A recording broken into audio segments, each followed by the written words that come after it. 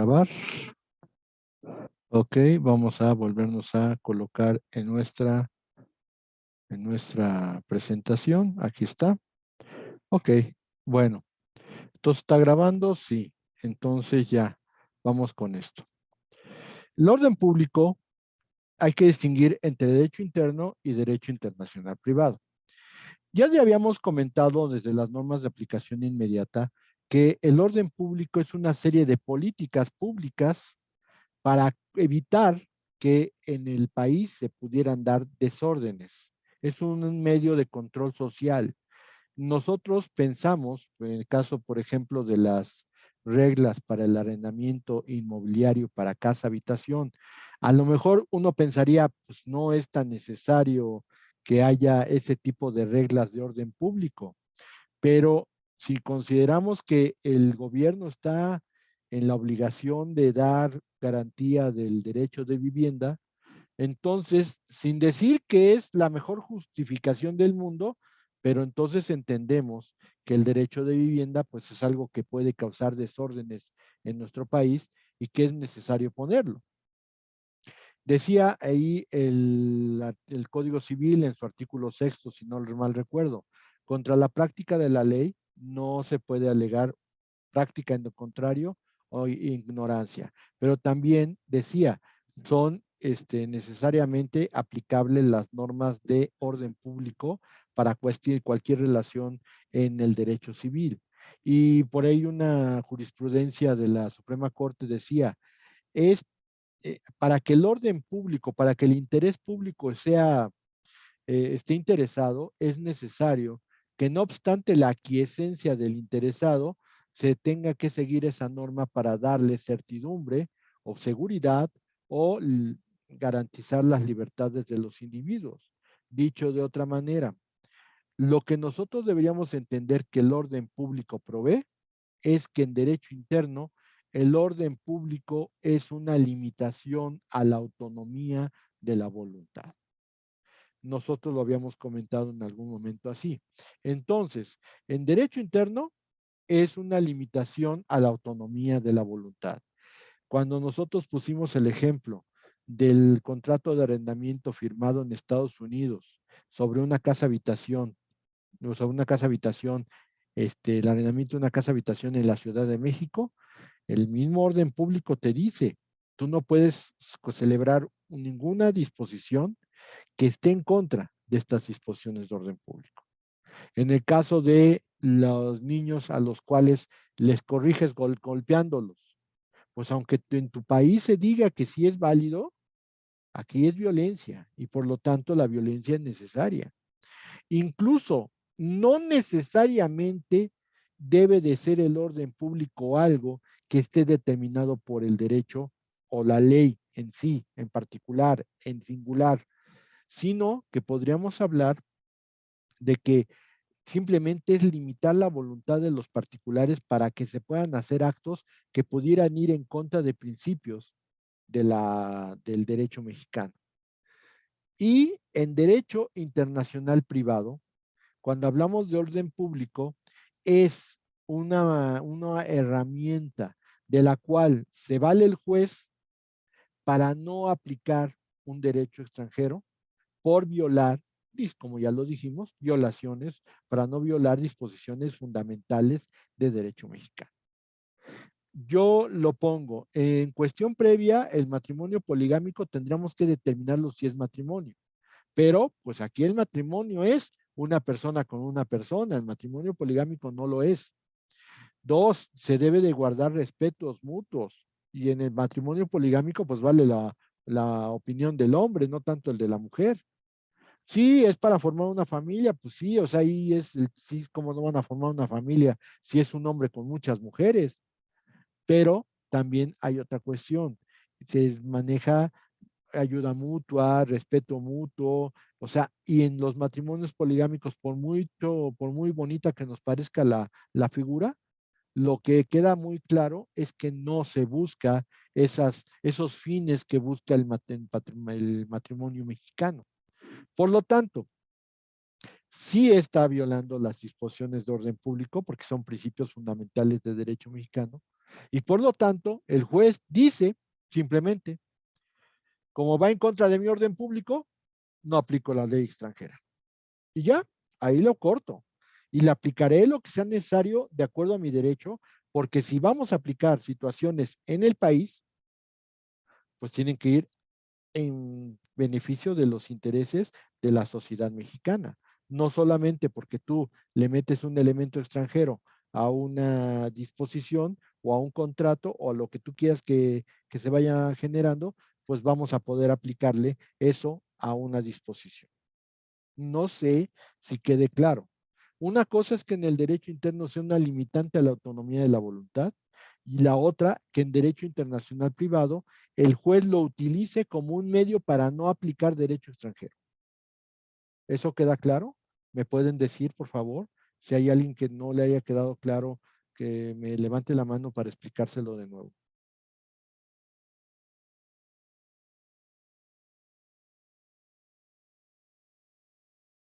Pues no hay manitas levantadas. Aquí hay un comentario en el chat, dos comentarios en el chat.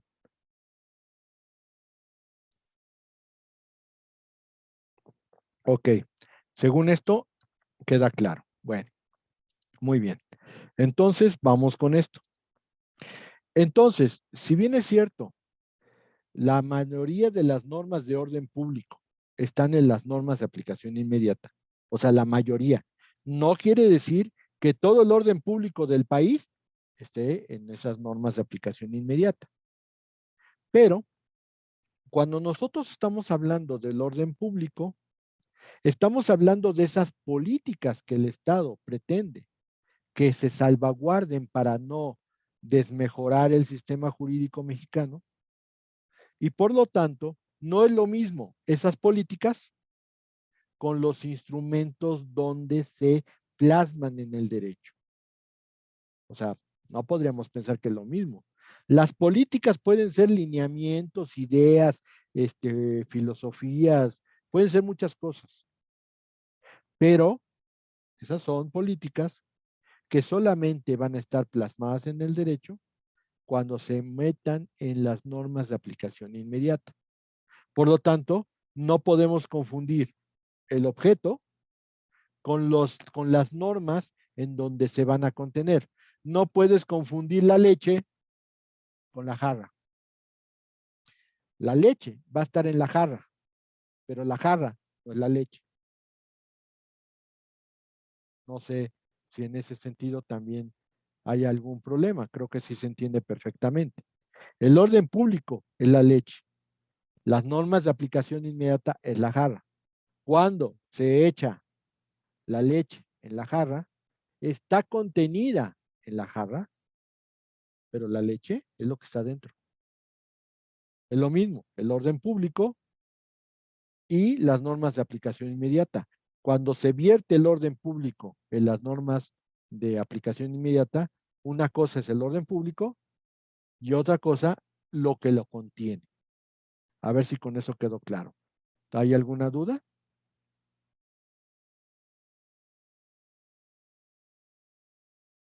¿Sí se entiende? A ver, vamos a ver si hay movimientos en el chat.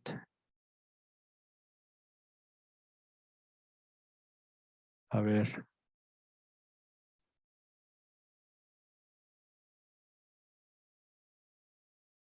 Pues no, no hay movimientos en el chat.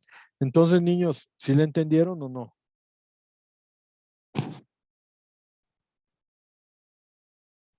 Para mí es muy importante porque si se dan cuenta, sí empiezan a filtrarse los casos.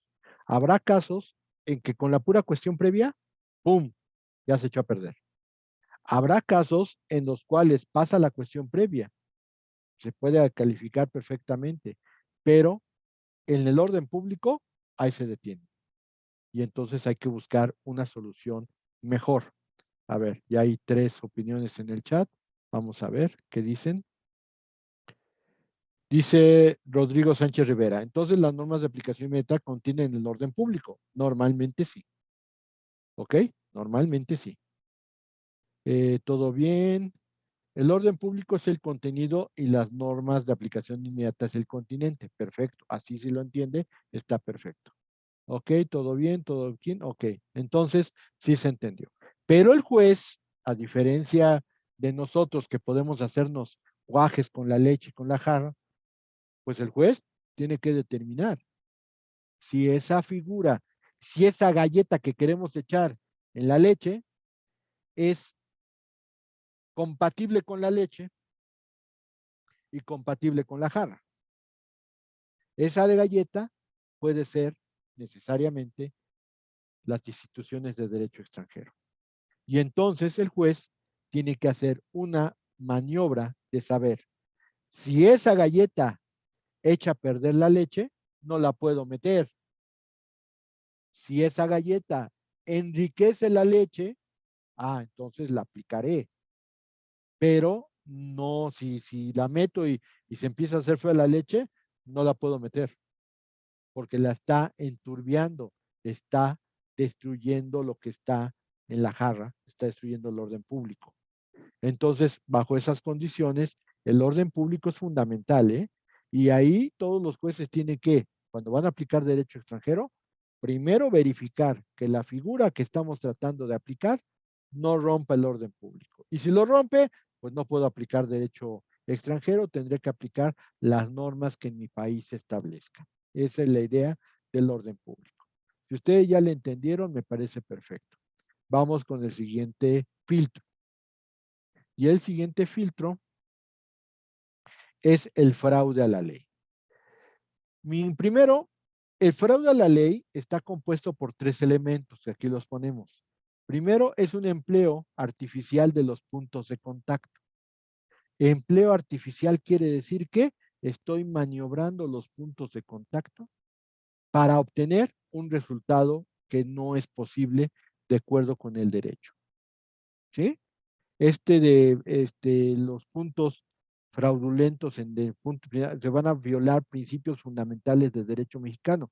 Pero ojo, esta figura del fraude a la ley puede ser bilateral, porque también si nosotros no queremos que se haga un fraude a los principios fundamentales del derecho mexicano, México no podría de ninguna manera aplicar el derecho mexicano para violar principios fundamentales de derechos de otros países, y ahorita lo vamos a explicar. Y por último, la intención fraudulenta. El caso del fraude a la ley se ejemplifica con el caso de la princesa de Beaufort. La princesa de Beaufort, que es una princesa francesa, pues resulta ser que ya está harta de su marido, cosa muy rara en las mujeres, ¿verdad? Pues cuando han oído que las mujeres estén hartas de los novios y de los esposos, por Dios. Pero ya estaba harta, pero así hasta el copete, ¿no? Y resulta ser que dice, pues pues ya estoy harto de este caso, de este hombre, pero en Francia, pues no, no se admite el divorcio. ¿Cómo le hago? Y así con la misma presteza y agilidad con la que muchos de ustedes han de haber pensado, pues total, me voy a otro lugar y ahí me divorcio, pues precisamente. La princesa de Beaufort se traslada a Alemania. En Alemania sí está permitido el divorcio, se queda ahí unos 6 meses, un año, y se obtiene el divorcio de su marido y se casa con otra persona. Pero, ¿cuál es el problema? Cuando regresa a Francia a querer hacer válido el segundo matrimonio, Francia le dice no al lugar a que tú puedas hacer válido el segundo matrimonio porque hiciste un fraude a la ley. Como moviste los puntos de contacto, en este sentido, te fuiste a Alemania y obtuviste el divorcio en Alemania con fraude a la ley, entonces, pues tu segundo matrimonio no es válido y al contrario, te podemos arrestar por bigamia. Eso es lo que ocurrió con la princesa de Beaufort. Y esa es la característica de lo que nosotros entendemos por fraude a la ley. Empleo artificial de puntos de contacto para obtener resoluciones que violan principios fundamentales del derecho mexicano e intención fraudulenta, que esa es la más difícil de poder probar. Es decir, que de veras lo hiciste con la mala intención de violar la disposición. Si nosotros nos vamos al caso del contrato de arrendamiento inmobiliario celebrado en Nueva York, pues primera, estás queriendo aplicar el derecho de un tercer estado haciendo el contrato en Nueva York. Por lo tanto, ahí estás haciendo un empleo artificial de puntos de contacto. ¿Por qué? Porque si hubieras sido inteligente, lo has hecho aquí en México. Dos, estás violando principios fundamentales de derecho mexicano. Principalmente, ¿por qué? Porque si mi idea es garantizar la vivienda y estoy obligando a que todas las personas en México tengan un contrato de un año, ¿cómo es posible que tú sí utilizaste tus medios para poder obtener un contrato de 3 meses? Ahí hay una violación a principios fundamentales de derecho mexicano. Y obviamente la intención fraudulenta. El punto es que si tú le dices a la gente, ¿y quién tuvo la ideita de irse a Nueva York a firmar el contrato de arrendamiento? La mayoría de las personas va a decir, no, pues a mí me lo aconsejó mi tío, mi tía, mi hermano, mi sobrino, mi tío abuelo, van a decir que todos le dijeron que tenía que hacerlo así porque era la única forma. Y tú nunca vas a aceptar. Sería una tontería que tú dijeras, no, pues yo sabía que iba a pasar esto y yo lo hice así. Porque ahí estarías probando la intención fraudulenta, que sí hiciste todo para violar disposiciones de derecho mexicano. Y les digo, a final de cuentas esto está muy pegado con el orden público, porque a final de cuentas, si tienes un fraude a la ley, donde empleaste artificialmente los puntos de contacto y obtuviste un resultado contrario a principios fundamentales de derecho mexicano, y tú dices que tú tuviste la idea, de quién es la intención fraudulenta, es tuya. Por eso la gente dice, no, yo no hice eso, a mí me lo recomendó el abogado, a mí me lo recomendó mi tío, a mí me lo recomendó mi abuelo, a mí me lo recomendó medio mundo, pero yo no pensaba que iba a pasar esto. Y entonces ahí tenemos un serio problema con la intención fraudulenta que da origen al fraude a la ley. Entonces, por ejemplo, en un pueblo donde el matrimonio poligámico es parte de la idiosincrasia, no podemos pensar o no podemos creer que vaya a ser posible que se pueda determinar una intención fraudulenta. Obvio, aquí en este caso del matrimonio poligámico, pues le voy a aplicar el orden público, pero no puedo decir, ah, no, y te casaste con muchas y te viniste a México sabiendo que no se les iba a respetar el derecho a nadie. No hay intención fraudulenta en eso. Es parte de una idiosincrasia. Pero si se prueba que tú tuviste la idea para tratar de salirte de la aplicación de la ley mexicana, pues eso va a constituirse como un fraude a la ley. ¿Y cuál es el fin o cuál es la consecuencia?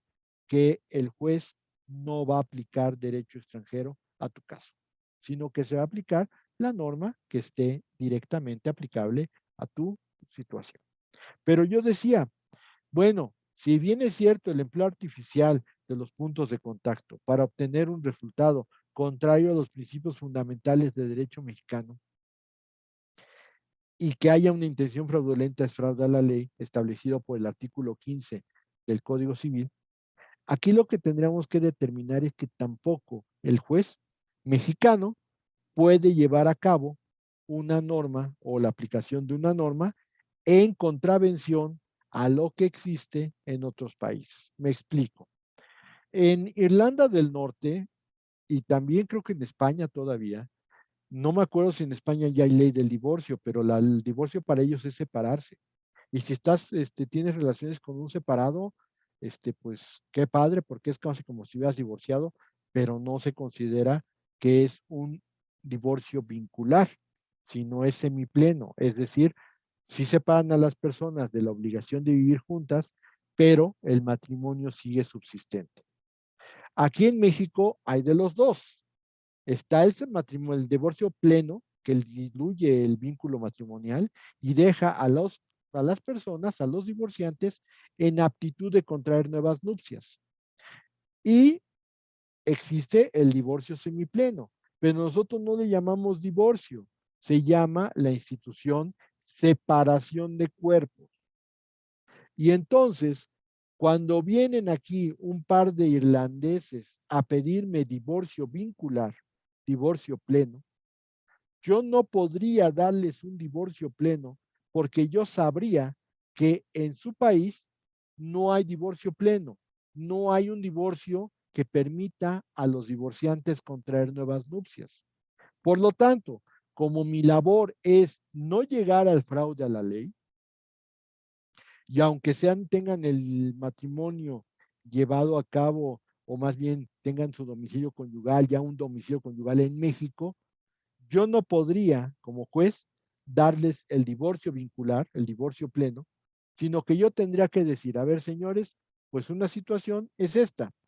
Si ustedes están casados en Irlanda y allá en Irlanda no hay divorcio pleno, voy a declararle separación de cuerpos, sí le voy a evitar a usted, señor, que siga viviendo con la señora y estarán separados, pero el vínculo matrimonial subsiste, de tal manera que no violamos las disposiciones del derecho de su país. Eso es lo que nosotros deberíamos entender con este divorcio semipleno, que aquí en México se llama separación de cuerpos. Y si yo lo resuelvo así, no estoy violando las disposiciones fundamentales del derecho irlandés, si pensáramos en que no existe el divorcio pleno. Y aparte, podríamos solucionar un problema que no podría esperar hasta que ellos llegaran a Irlanda, sino que estando aquí en México, los libero de la obligación y entonces si algún día se lleva a dar el caso de que se admitiera el matrimonio pleno en Irlanda, pues entonces lo divorciaré plenamente. Pero mientras no esté aprobado ese divorcio en Irlanda, basta con que yo los separe de cuerpos y entonces voy a cumplir los fines que viene el divorcio o que tiene el divorcio en Irlanda sin violar ninguna disposición. ¿Sí se entiende eso? Ah, ¿sí se entiende eso?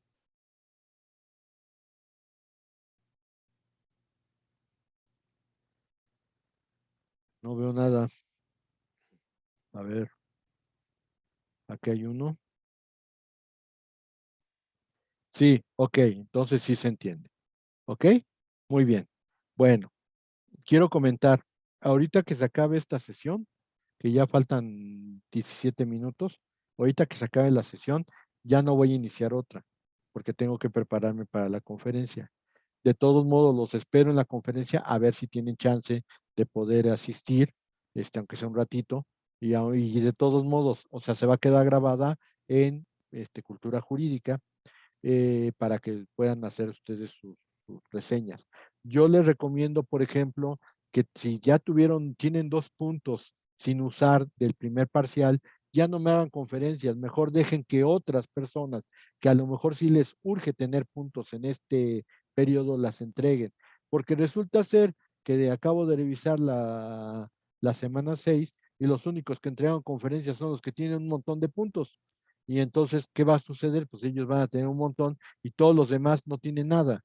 Entonces, pensando en que esta semana y la que sigue serán las últimas en que yo les reciba conferencias, pues traten de hacer las conferencias que más puedan en estas 2 semanas que les restan. Entonces, les sugiero que hagan lo posible por verla. ¿Ok?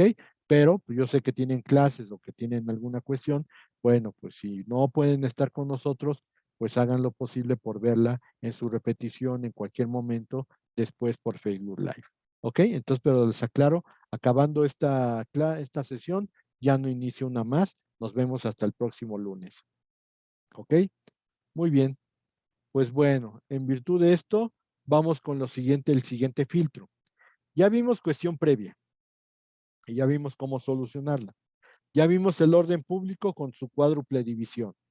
Ya vimos el fraude a la ley con ese manejo engañoso de puntos de contacto para obtener un resultado contrario a principios fundamentales de derecho mexicano y si se determina la intención fraudulenta, el juez inmediatamente va a decir no aplico derecho extranjero. Y hasta ahí se corta y aplicará el derecho mexicano que pueda. Pero aquí viene una situación. La institución desconocida. Yo les voy a pedir, como no tengo aquí en la computadora el signo de diferente, o sea, acuérdense que 2 rayitas es igual, 2 rayitas con una cruzada sería diferente. Bueno, aquí tenemos el problema de la institución desconocida. Institución desconocida tenemos que entenderla como una figura jurídica que está llevada en el derecho extranjero y que necesariamente no tenemos una parecida o no tenemos una igual en el derecho mexicano. Aquí hay que distinguir dos cosas. Cuando, si bien es cierto, esa misma figura no está en el derecho mexicano, pero sí existe una figura parecida. Vamos a explicar esto primero. En primera instancia, tenemos que en Estados Unidos hay un contrato que incluso hasta da nombre a algunas compañías financieras que se llama el trust. O sea, el trust lo manejan compañías en Estados Unidos, son compañías dedicadas a ese contrato. Y el trust es una figura que a lo mejor ustedes van a distinguir. Se trata de una persona que entrega un patrimonio al trust. El trust lo va a administrar y entonces, al finalizar el contrato, el trust va a entregar los beneficios y la suma quizá o el patrimonio a la persona que defina el que propuso el trust. Eso lo tenemos en México, pero bajo otra figura. ¿Cómo se llama? Fideicomiso. Fideicomiso, efectivamente, el fideicomiso. Nada más que la única diferencia es que mientras que allá la compañía se llama Trust, como se nombra el contrato, en México lo que tenemos es un banco. Los bancos son los que hacen exactamente la misma actividad que hace el Trust, nada más que en Estados Unidos el Trust es el Trust y aquí el Trust es el banco, el fiduciario. Por lo tanto, pues salvo esa excepción, todas las situaciones derivadas de ese contrato se manejan por la figura del fideicomiso. Ahí lo que quedaría obligado el juez es que si hay una institución desconocida, pero que tiene una figura idéntica dentro del derecho mexicano, aplica la figura del derecho mexicano. En ese caso, tendríamos que aplicar el fideicomiso para el trust. Pero, ¿qué pasa si esta institución desconocida no tiene una figura similar en el derecho mexicano? Lo pongo. Es una situación de filtro. Yo creo que lo pararíamos en el orden público, pero suponiendo que tuviéramos un juez bastante arriesgado que dijera, ah, el orden público me lo paso por alto y vamos a aplicarlo, pues aquí el problema es que yo tendría que determinar cuál es la situación. Y entonces, un matrimonio poligámico, yo en primera no podría definirlo como matrimonio, cuestión previa no pasa, pero todavía me siguen insistiendo en que tengo que entregar los rendimientos o las herencias a los verdaderos herederos. Por orden público no puedo reconocer el matrimonio poligámico. No hay fraude a la ley, ahí no podría yo resolver ninguna situación parecida. Pero como tengo que resolver este asunto con la mayor justicia posible y como no hay una figura que se parezca al matrimonio poligámico, entonces, por obvias razones, voy a tomar la figura del concubinato. Y en el concubinato, donde se pide que haya un concubino y una concubina, uno y uno, en este caso, cuando hay un concubino o varias concubinas, o viceversa, una concubina con varios concubinos, a ninguno se le puede reconocer derechos hereditarios y entonces heredo a los hijos. Eso es la forma en que yo tendría que resolver esta situación con base en la institución desconocida. Efectivamente, no hay ninguna institución desconocida en mi derecho. Por lo tanto, para tratar de resolver con la mayor justicia posible, voy a tener que hacer una aplicación de una institución desconocida y le aplico la que más se parezca a la figura o la que más me pueda ayudar a resolverlo. En este caso no hay ningún matrimonio poligámico en México y la única situación que podría generarse es que un concubino tenga más de una concubina o una concubina tenga más de un concubino. Y en esos casos, pues lo que voy a resolver es ninguno hereda y heredan los hijos. Punto, se acabó, solucioné el problema. Ahí está. ¿Ok? Entonces, ahí es donde el derecho comparado tiene mucho que ver. Ahí es donde empieza a ver la situación de que un juez tiene que estar preparado para resolver este tipo de cosas. Y si no está preparado, pues entonces estamos en un problema bastante gordo, porque definitivamente no podemos pensar en que esto se va a resolver solo. Tenemos que aplicarle un poquito de sabiduría. ¿Ok? Hasta aquí, ¿alguna duda? No, profe, todo bien. Perfecto. Ok. Vámonos al siguiente filtro. La aplicación del derecho extranjero. Vamos a suponer que mi figura ya pasó por todos estos filtros y todavía está viva. Bueno, ¿cómo voy a aplicar el derecho extranjero? Aquí tenemos que plantearnos dos problemas. Puede haber problemas teóricos y puede haber problemas prácticos. Los problemas teóricos van enfocados a qué teoría voy a seguir para aplicación del derecho. Y los problemas prácticos se van a enfocar principalmente a qué es lo que tengo que hacer para aplicar el derecho extranjero, dónde lo consigo. A ver, tengo una pregunta de Teres Camilla. Dice, profesor, entonces se va a aplicar la figura jurídica análoga del derecho interno, pues si es la institución similar a la que se hizo, sí. Y si no hay un parangón en derecho interno, pues entonces lo que se tiene que hacer es buscar la que más te le parezca, la que más te pueda ayudar a resolver el caso, pero no existe una regla exacta, Teres Camilla. No hay una forma de poder decir, no, es que esta se aplica como calcetín. A lo mejor tendría usted la posibilidad de buscar entre varias y hacer una especie de plastilina de muchos colores, así como ya cuando está muy usada se vuelve café, pero ya tiene de todos los colores de la plastilina.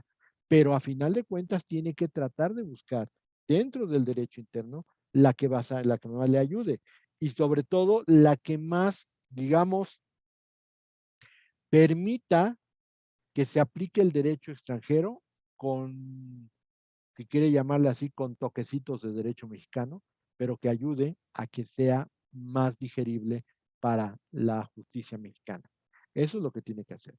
Entonces, muchas veces, insisto, yo quisiera que todos los jueces fueran comprometidos y que todos dijeran, no, sí le vamos a echar ganas y sí vamos a poder sacar adelante una figura de este tipo. Pero debo de ser sincero, hay muchos jueces que les molesta mucho ir a la biblioteca porque piensan que la justicia es de y llenen todos los escritorios de expedientes y ya cuando lleguemos a los casos los vamos a ir resolviendo uno por uno y el código y qué dice el código y aquí está bien dicho lo que dice el artículo, se aplica perfectamente, 2 o 3 veces ir a la jurisprudencia y nada más. Pero esto sí implica que se tenga un poquito de voluntad de resolver el asunto y aparte pues tengas la posibilidad de ir campechaneando, por decir algo, ir comparando el derecho extranjero con el derecho que tienes para tratar de buscar una verdadera solución al conflicto. Esa es la idea de buscar este tipo de instituciones, Teres Camille. ¿Ok? Muy bien, pues entonces vámonos con la aplicación del derecho extranjero y en la aplicación del derecho extranjero vamos a encontrar que los problemas teóricos van a estar basados principalmente en dos teorías. La teoría inglesa dice, el derecho extranjero es un hecho en el proceso. Y sin embargo, aquí lo que tendríamos que reflexionar es, si es un hecho en el proceso, los hechos, ¿qué pasa con ellos? Los hechos se prueban. Pero aquí viene un problema todavía mayor. A ver, díganme, ¿cómo se prueba el derecho extranjero? ¿Quién puede decirme cómo probaría que existe un derecho extranjero? Obviamente, pues todo esto puede convertirse en una carrera de 100 metros sin ninguna meta a la vista. En este sentido, a ver, vamos a pedirle al señor Joe Biden que venga a México y que desahogue una testimonial sobre si el derecho que hemos elegido para aplicar es el correcto de los Estados Unidos. Pues en primera el señor Biden va a decir, pues es que espérame, hay 52 estados en la Unión Americana, ¿cuál?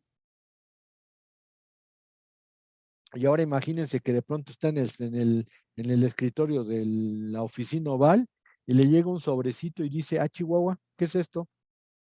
Tribunal Superior de Justicia del Distrito Federal. Ah, caray, se le conmina usted a comparecer ante esta soberanía a resolver un pliego de posiciones. ¿Ustedes creen que esto va a suceder? Con toda la ironía del caso, pues es obvio que no. Ay, a ver, manda Kamala, pues no, tampoco Kamala Harris va a venir, ni tampoco el presidente de la Cámara de Representantes, ni el presidente de la Cámara de Senadores. Te van a tirar de a loco y pues ya. Ahora, no se puede.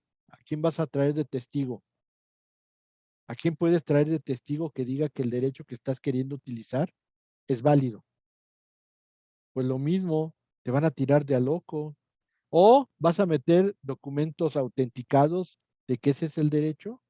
¿Quién te los puede certificar? De que es de verdad el derecho vigente que se requiere para este caso.